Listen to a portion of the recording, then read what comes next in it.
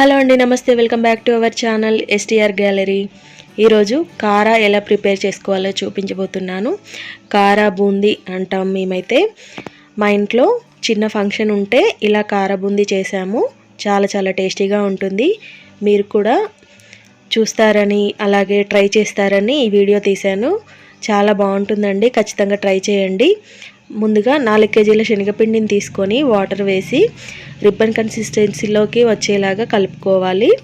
అప్పుడే బూందీ అనేది ఈజీగా పడి మంచిగా కాలుతుంది.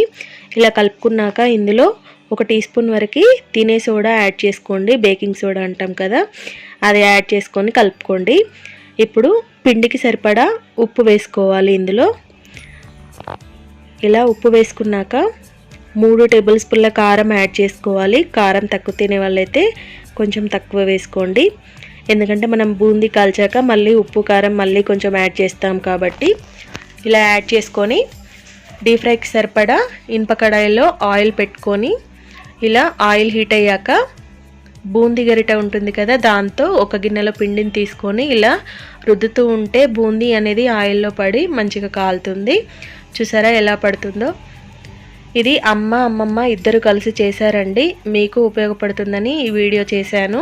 చాలా చాలా టేస్టీగా ఉంటుంది, ఖచ్చితంగా ట్రై చేయండి.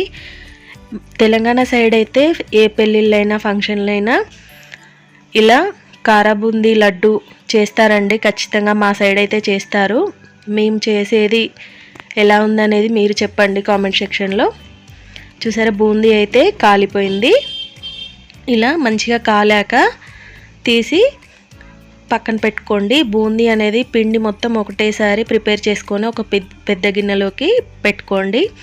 ఇప్పుడు దీంట్లో వేసుకునేటి పల్లీలు, పుట్నాలు, కరివేపాకు వేయించుకుందాము.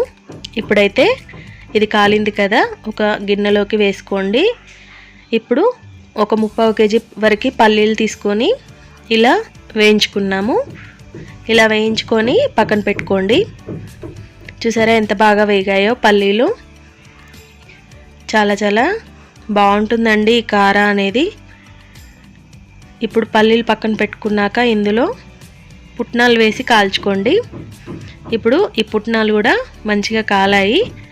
ఇలా పక్కన పెట్టుకున్నాక కరివేపాకుని వేయించుకోండి. ఒకటేసారి ఆయిల్లో వేయకండి, మీద చిల్లుతుంది.